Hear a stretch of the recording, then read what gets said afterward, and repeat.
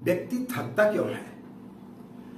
चाहे वो नौकरी कर रहा हो, व्यापार कर रहा हो या साधना उपासना कर रहा हो। कई लोगों की शिकायत होती है कि हम सर्विस करने जाते हैं, थक जाते हैं, तनाव में आ जाते हैं, व्यापार करते तनाव में आ जाते हैं। और जब उनको सलाह दी जाती है कि आप गायत्री मंत्र का जाप करें, तो फिर उनकी शिकायत होती है कि जब हम मंत्र का जाप करते हैं, जब साधना करते हैं, तो उस समय भी हम बड़े जल्दी थक जाते हैं और हम बड़े तनाव में आ जाते हैं। इसका कारण क्या है? इससे मुक्ति कैसे पाई जाए? तो इस बेसिक सूत्र को यदि हम समझ जाएंगे कि हम थकते क्यों हैं, हमारे जीवन में तनाव क्यों आता है, तो फिर आप साधना करते समय आपका सही मन लगेगा और सही दिशा में जाकर के आप जो है उस मंत्र की उन शक्तियों को प्राप्त कर सकेंगे जो उस मंत्र के द्वारा दी जाती है।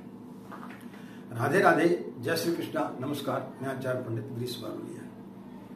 मित्रों, एक व्यक्ति का हम जीवनी पढ़ रहे थे। वो बहुत कुरूप था, चित्रकार था, एक पेंटिंग की दुकान में काम करता था। सुबह उठना है, उसका कोई कारण नहीं कि जल्दी क्यों उठना है। खाना खाना है, कोई कारण नहीं क्यों खा रहे हैं। शाम को सोना है, कब सोना है, जल्दी सोना है या देरी से सोना है, किसी चीज का कोई कारण नहीं। जीवन उसका एकदम निराश था क्योंकि वो बहुत ज्यादा कुरूप था। जब वो काम करने जाता था तो उसकी चाल में कोई मधुरता नहीं रहती थी। कपड़े पहन लिए, स्नान कर लिया, सिर्फ एक यंत्र की भांति उसकी जिंदगी थी। ग्राहक आते थे, उनको पेंटिंग दिखाता था, लेकिन उसमें उसकी कोई रुचि नहीं रहती थी। उसका मालिक हमेशा उसको देखता था कि इसकी किसी चीज में रुचि नहीं है। हमेशा थका थका और हमेशा तनाव में रहता था। लेकिन एक दिन ऐसी विचित्र घटना घटी कि जब वो दुकान में आ रहा था तो गाना गुनगुना रहा था।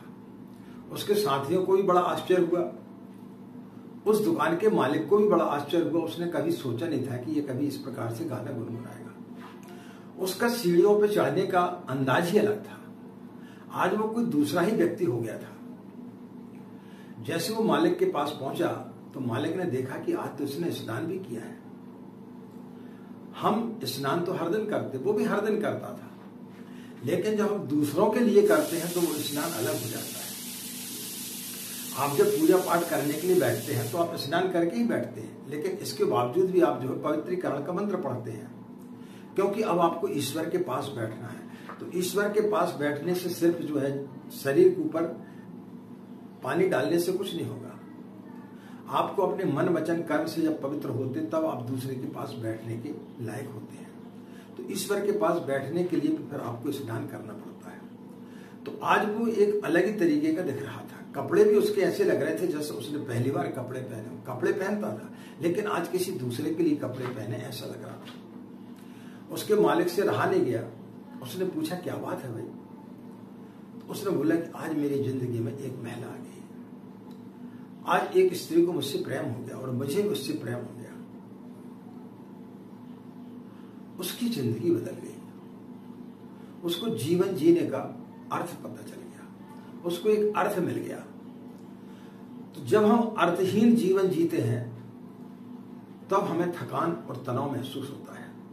आप नौकरी करने जा रहे हैं, सिर्फ भरण पोषण के लिए, अपने परिवार के भरण पोषण के लिए जा रहे हैं, इसलिए आप बड़े जल्दी थक जाते हैं।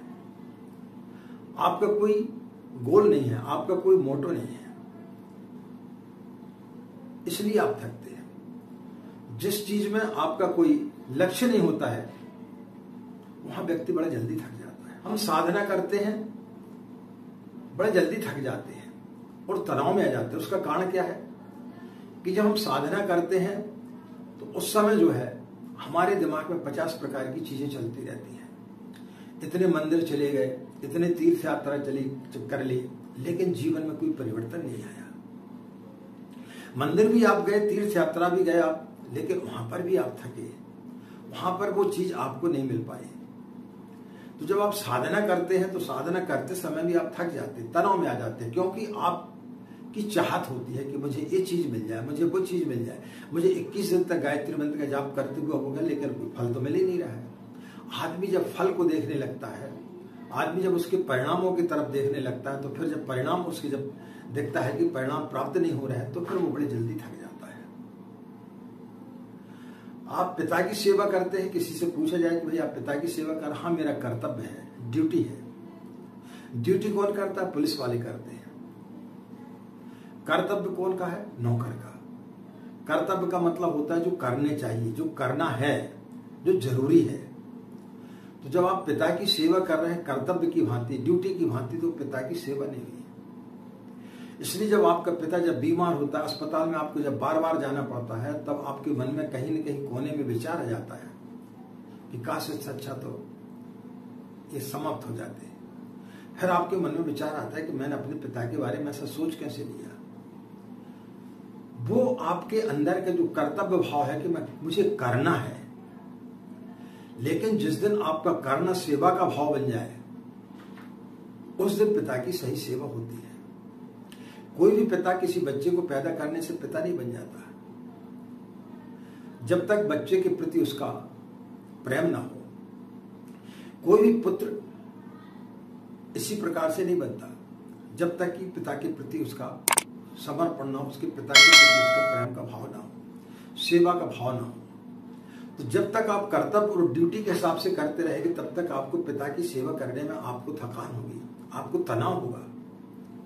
लेकिन जिस दिन आप उसे सेवा का स्वरूप दे देंगे, उस दिन आपकी थकान दूर हो जाएगी। जब आप नौकरी पर जाते हैं, जब आप व्यापार करते हैं और जब आप जो है उसको सेवा के रूप में करते हैं, तो उस दिन आपको थकान नहीं होती। तो उस व्यक्ति को भी उस दिन बिल्कुल थकान नहीं हुई। उसने लिखा अपनी जीवनी में कि मैंने आज उस दिन बहुत ज्यादा काम किया, पहले से कई गुना ज्यादा काम किया, लेकिन फिर भी मुझे थकान नहीं हुई। पहले मुझे नींद नहीं आती थी, क्योंकि नींद सोने का कोई कारण भी नहीं था, लेकिन आज मुझे बहुत अच्छी नींद आई। तो जब हम साधना करते हैं तो दिखावे के लिए जिस दिन हम करते हैं, उस दिन हम बड़े जल्दी थक जाते हैं। हर व्यक्ति दिखावे की जिंदगी जी रहा है, इसलिए व्यक्ति बड़े जल्दी थक जाता है और बड़े जल्दी तनाव में आ जाता है कि मुझे तो कोई प्राप्त हो ही नहीं रहा है। सूर्य को आपने देखा, सूर्य जब उदय होता है तब उतना ही सुंदर दिखाई पड़ता जितना कि जब वो अस्त होता है। लेकिन हमारे जीवन को यदि हम देखें, जब हम व्यक्ति पैदा होता है उस समय उसका स्वरूप अलग होता है, और जैसी जब मृत्यु आती है तो उसका स्वरूप करूप हो जाता है। क्यों करूप हो जाता है? क्योंकि मृत्यु का भय, उसने जीवन में कुछ पाया नहीं, उसकी जिंदगी हमेशा थकी और तनावग्रस्त रही। लेकिन जो व्यक्ति तनाव और थकान से मुक्त हो जाता है, जो जीवन के अर्थ को समझ जाता है, उस व्यक्ति की मौत भी जो है, उसकी मृत्यु भी जो है, वो एक उत्सव बन जाती है। तो जब हम साधना करते हैं, तो साधना करते समय जब कोई आप अनुष्ठान करते हैं, नवरात्रि में आप अनुष्ठान करते हैं, लघु अनुष्ठान, पहले दिन आपका बड़ा उत्साह रहता है। धीरे धीरे आपका उत्साह कमते चला जाता है, क्योंकि आप धीरे धीरे देखते हैं 2 दिन हो गए हमारी नौकरी तो लगी नहीं, 3 दिन हो गए हमारी बच्ची की तो कहीं शादी हो ही नहीं रही है जिसके लिए हम कर रहे हैं। तो धीरे धीरे आप थकते हुए चले जाते हैं, आपके अंदर तनाव आते हुए चला जाता है, और 9वें दिन जो है ऐसी स्थिति आ जाती है कि आपकी साधना का स्वरूप भी कुरूप हो जाता है। आपकी साधना जो है वो तनाव में और थकान में परिवर्तित हो जाती है। तो जिस दिन आदमी सूर्य की भांति सूर्य से प्रेरणा ले कि जब सूर्य उदय होता है उस समय भी उतना ही सुंदर प्रतीत होता है जितना कि अस्त होते हुए समय होता है। तो इस प्रकार से यदि आप साधना करेंगे, इस प्रकार से यदि आप अनुष्ठान करेंगे कि जब आपने प्रारंभ किया और जिस दिन आपका अनुष्ठान समाप्त हो रहा है उस दिन भी वही ऊर्जा, वही उत्साह आपके अंदर रहे, तो निश्चित रूप से आपकी साधना सफल होगी। फिर आपको कभी थकान महसूस नहीं होगी। हमें थकान और तनाव इसलिए होता है क्योंकि हमारी चाहतें बहुत होती हैं।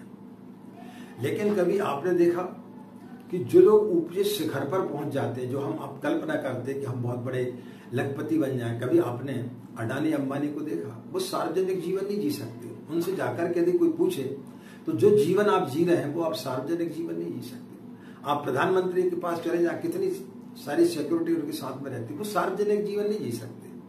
आप फिल्म अभिनेताओं के पास चले जाएं, वो हमारे आपके जैसे सार्वजनिक जीवन नहीं जी सकते। उनके अंदर बड़ा तनाव है, वो बड़े थके हुए हैं। जिस प्रकार से हम चौपाटी पे जाकर के गोलगप्पे खा सकते हैं, वो नहीं खा सकते, उसका उन्हें तनाव है। हमें लगता है कि ये व्यक्ति ऊपर पहुंच गया है, इसके जीवन में कोई तनाव नहीं होगा, ये कभी थकता नहीं होगा। लेकिन हर व्यक्ति के जीवन में तनाव है, और तनाव इसलिए है क्योंकि हम जो चीज पाना चाहते और जब वो चीज हमें प्राप्त नहीं होती तब हमारे अंदर थकान आ जाती है। लेकिन जब हम काम करते हैं और काम को ही हम अपना सेवा बना लें। एक बार मैंने एक प्रसंग सुना है कि एक संत एक मंदिर के किनारे से निकल रहे थे। मंदिर का शायद निर्माण हो रहा था। 3 लोग वहां पर पत्थर फोड़ रहे थे। एक से जाकर के उन्होंने पूछा कि भाई क्या कर रहे हैं? उसने बड़े क्रोधित होकर के बोला कि तुझे दिखाई नहीं देता मैं पत्थर फोड़ रहा हूं। वो तनाव से था, वो तनाव से भरा हुआ था। दूसरे व्यक्ति के पास में गए, बोले भाई क्या कर रहा है?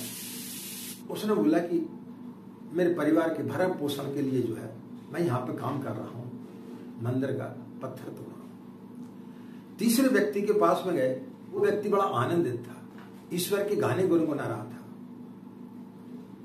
जब उससे पूछा क्या कर रहे हैं, बड़ा प्रसन्न मुद्रा में बोला कि मैं भगवान का मंदिर बना रहा हूं।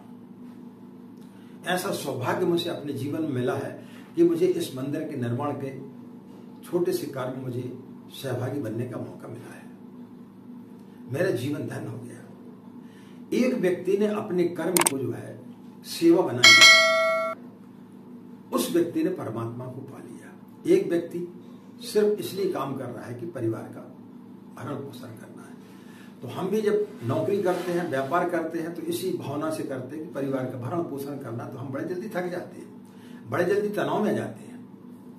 और जब हम साधना उपासना करते हैं ये सोच के कि हमको ये चीज मिल जाए, और जब वो चीज नहीं मिलती तो हम बड़े जल्दी थक जाते हैं, तनाव में जाते हैं। लेकिन जिस दिन हम हमारी साधना को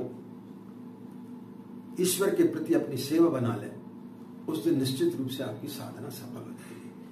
उस पत्थर तोड़ने की भांति के व्यक्ति के समान कि जो भगवान के गीत गुनगुना रहा, आनंदित था। 3 लोग थे, तीनों लोगों की स्थिति अलग, तीनों काम कर रहे थे। 2 थके हुए थे, एक बहुत ज्यादा तनाव में था, दूसरा थका हुआ था, और तीसरा जो है वो बिल्कुल भी नहीं थका हुआ था, सिर्फ भगवान का मंदिर बना रहा था। तो जिस दिन आप अपने हर कार्य को सेवा के रूप में ले लेंगे, उस दिन आपके जीवन में कभी ना तो थकान महसूस होगी, ना आपके जीवन में कभी तनाव आएगा। तो इस सूत्र को यदि आप जीवन में अपनाएंगे तो निश्चित रूप से आपको गायत्री मंत्र फलित होगा और आपका जीवन निश्चित रूप से बदलते हुए चला जाएगा।